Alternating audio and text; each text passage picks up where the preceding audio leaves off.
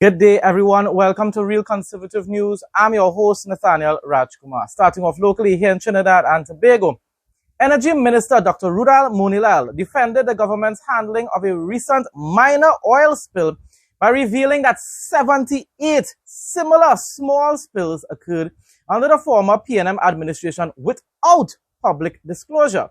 Responding to parliamentary criticism regarding a delayed announcement of a May 1st offshore leak that reached Venezuelan waters, Moonilal explained that official policy does not require public notifications for minor Tier 1 accidents. He noted that the ministry followed a historical precedent, pointing out that dozens of low-level operational spills were quietly managed between 2019 and 2021. Did you see, people? I said this from the very beginning last year or after the UNC won the elections, that both the Kakash media, mainstream media, Kakash media included, and the PNM patriots of Trinidad and Tobago will always hold UNC to a totally different standard to the People's National Movement, the mighty Morphin Ghanaian, coal pot bicycle, weaning off the government, belt tightening, no ham, no macaroni pie, PNM. They will always be held to a different standard. Hypocrisy is the PNM. You know, they like to say, great is the PNM. No, people. Hypocrisy is the PNM. Minister of Homeland Security Roger Alexander announced in Parliament a major expansion of the Trinidad and Tobago Police Service, TTPS, increasing its official sanctioned strength from 7,884 to 10,200 officers to restore operational balance, strengthen frontline patrols, and boost community visibility, probably to be able to collect more ticket taxes as well. Addressing the need to move beyond simply expanding specialist units, Cabinet approved a phased 5-year recruitment program, hiring 600 officers in the first 2 years, followed by 372 annually, to sustainably maintain a nationwide presence of approximately 7,800 personnel, as current daily deployment often falls to 5,500 due to administrative and training factors. My response: please ensure that all these new officers understand that they must abide by the same laws which they intend to enforce upon citizens.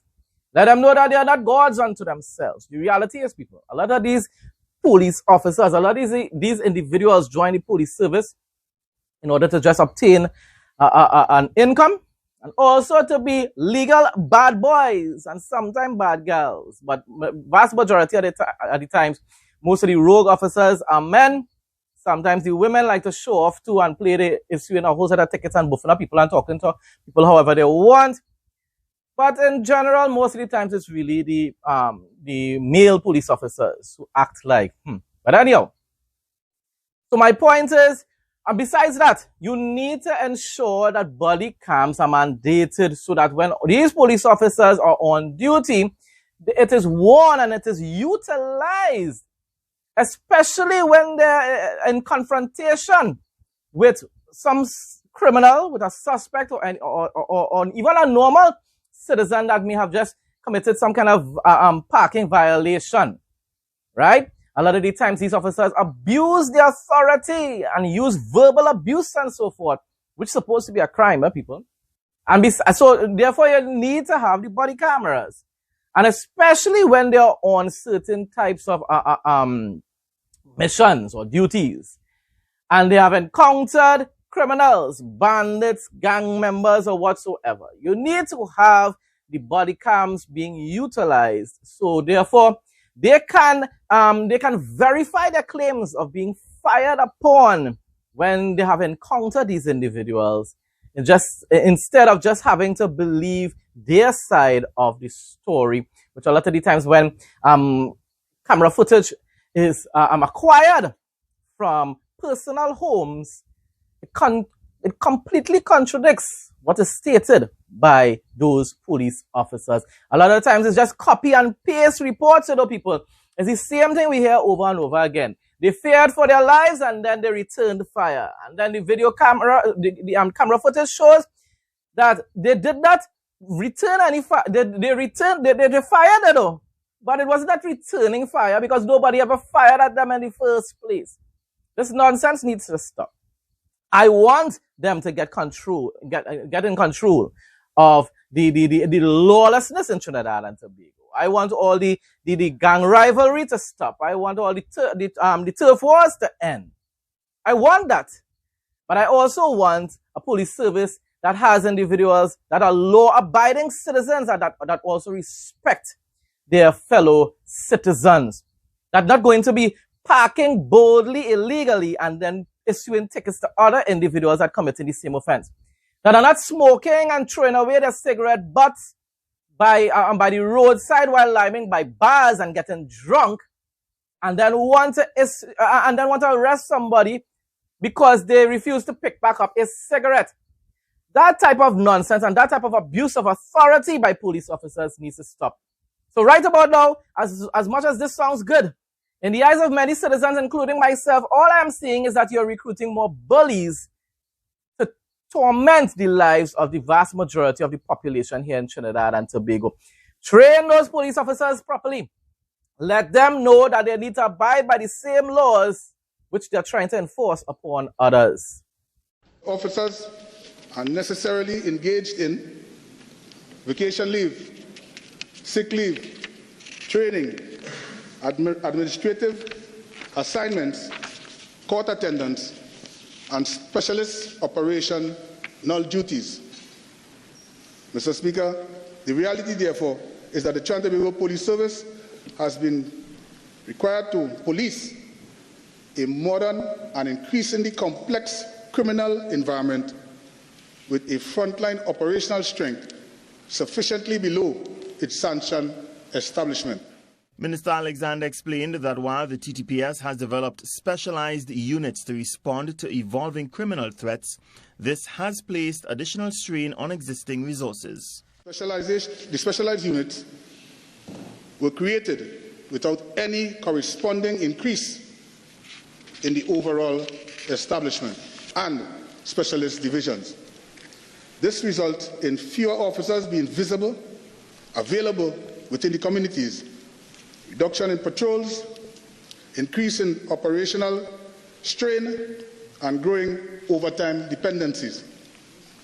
Mr. Speaker, the government cannot ask the police service to do more with less.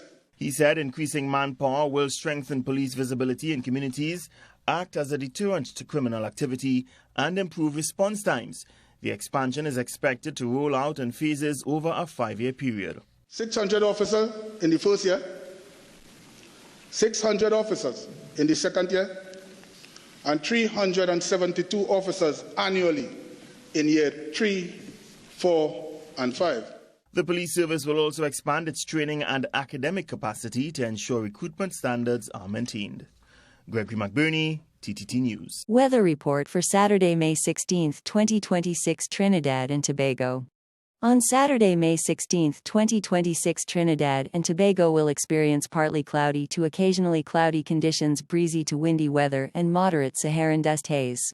A yellow-level high wind alert remains in effect nationwide, with east to southeast winds blowing at 10 to 45 km per hour and intense gusts exceeding 55 km per hour. Occasional showers are expected, primarily favoring the morning hours. There is a 40% chance of an isolated heavy shower or thunderstorm, particularly over southern areas of Trinidad, before conditions improve by late morning. The daytime maximum temperature will peak at 32 degrees Celsius, with a heat index reaching 33 degrees Celsius, dropping to a minimum night temperature of 23 degrees Celsius. Critical marine and environmental hazards. High wind alert. Wind speeds of up to 45 km per hour can displace unsecured roofs, push outdoor items, and snap tree branches. Marine operations, open waters will remain agitated with moderate waves reaching 1.5 meters to 2.5 meters, while sheltered areas are occasionally choppy up to 1.5 meters as spring tides are actively in effect. Air quality, Saharan dust concentrations are moderate and individuals with respiratory sensitivities should take full health precautions. International news now. President Donald Trump returned to the White House following his state visit to China, declaring the high-stakes diplomatic trip a historic moment for international trade. You know, he likes to exaggerate a bit. I like what he's doing in a lot of different ways. But you see, when he's dealing with China and these negotiations with Iran and stuff like that, a lot of the times he's exaggerating. These people don't actually want to normalize any sort of relationship with America. They want to dominate, control America. Speaking to reporters on the South Lawn, Trump emphasized that American negotiators secured multi-billion-dollar trade deals, I hope that is true, that will significantly boost domestic manufacturing and expand market access for U.S. goods. The president defended the administration's aggressive negotiating strategy, asserting that the new agreements mark a major turning point in balancing the economic relationship between the two global powers. This high-profile trip concludes a week of intense bilateral discussions aimed at reshaping global supply chains and reducing the long-standing American trade deficit with Beijing. The problem is you're dealing with a communist leader, Xi Jinping. You really believe that he will... Do you really believe that he will keep any kind of promises that he's making to you? I highly doubt so. Mr. President, who benefited more from the trip? All I can say is that was a great success. It was fantastic. We made great deals. We did great trade deals. We have great relationships. And a lot of things have happened and you'll be hearing about them. But that was a tremendous success. I think it really was a historic moment. Thank you very much. On Cuba, Mr. President, are you going to talk to Cuba? The U.S. State Department announced Friday that Israel and Lebanon have agreed to extend their current ceasefire by an additional 45 days. The extension aims to give both sides more time to negotiate a permanent peace agreement during upcoming meetings in Washington. However, the truce remains fragile as cross-border fighting between the Israeli military and Hezbollah terrorists have continued despite the diplomatic process. And that is because, people, the Hezbollah terrorists basically act independently in Lebanon. It doesn't matter what agreement you make with the Lebanese government. The Hezbollah terrorists work for the Iranian Ayatollah and the IRGC. They have the same type of ideological concepts and beliefs that they have to eliminate little Satan Israel and big Satan America, no matter who says what. So you could make as much agreements and ceasefire with the Lebanese government. That's not going to change the fact that the Hezbollah terrorists are going to continue to try to attack Israel. You're spinning top in mud, as we say here in Trinidad and Tobago. Bible quote of the day. Romans 3:20-23 NIV. Therefore no one will be declared righteous in God's sight by the works of the law, rather, through the law we become conscious of our sin. But now, quite apart from the law, the righteousness of God has been made known, to which the law and the prophets testify.